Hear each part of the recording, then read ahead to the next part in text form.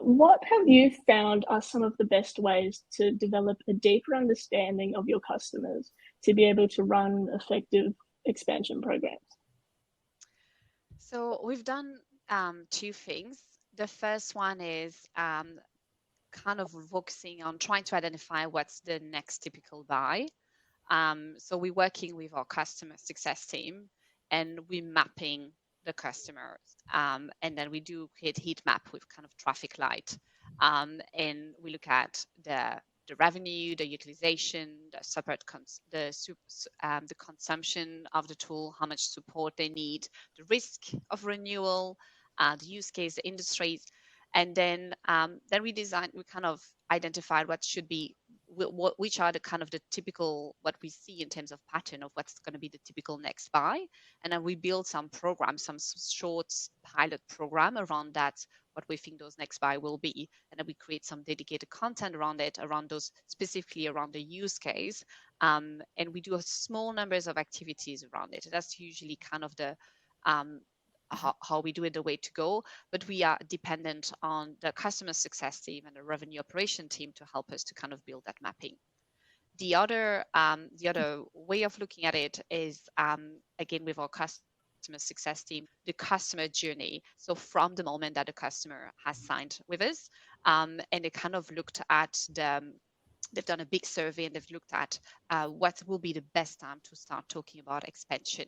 So they've mapped the different stages that are happening right after the sales, and they put like the kind of is the person in a positive mood versus pull me, or is it kind of like in leave me alone, I'm trying to figure out how to make it happen and how to implement it.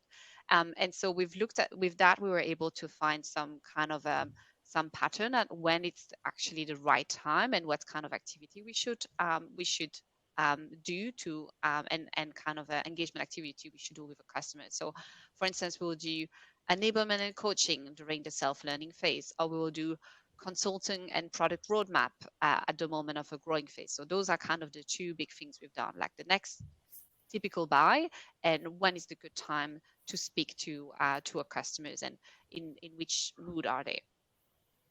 Awesome, that sounds really good. Suzanne, would you like to add on to that? Or?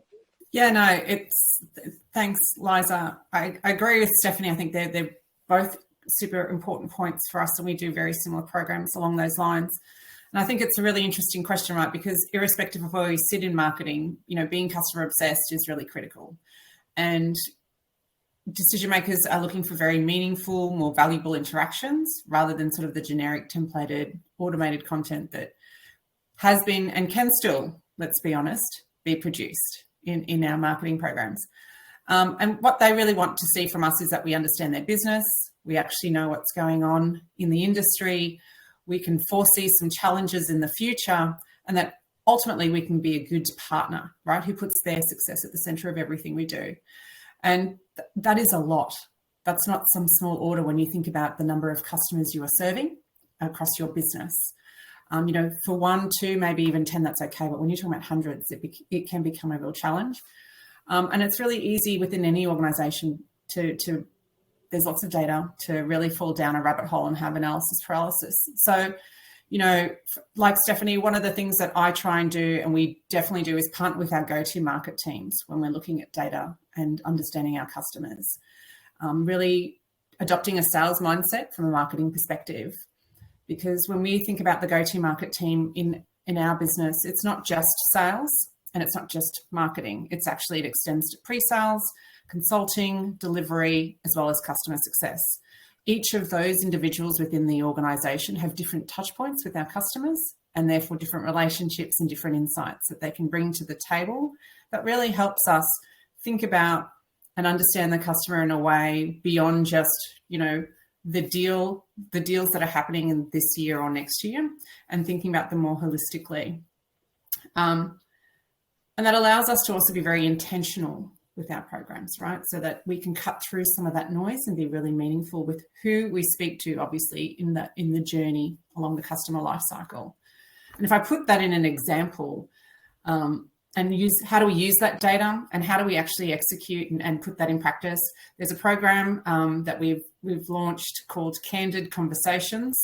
The program does what it says, and it's all about having candid conversations, which puts our customer at the center, right? And having looked at all the data, having understood what's happening in the industry, what we try and do is create intimate sessions with our customers to be able to talk to them around any topics or any topics or basically anything they want to talk about. And if they come to us with a problem, we try and find solutions that may not necessarily inherently exist in our business, right? It could be through our partner channels, it could be through our networks, and we provide a forum where we might have an analyst speaking, or we might have an industry thought leader or a partner, and we're having the story behind the story. There's always, in a very intimate setting, you can have 8, 10, 12 people in the room, and you can start to have very honest conversations about what's going on in the business and really talk about,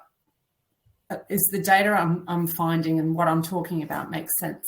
And is that true for you? And I think that these programs are really great because it allows us to not only create longer relationships and sustainable relationships with our customers, but it gives us an opportunity to really test some of our assumptions with the data that we have.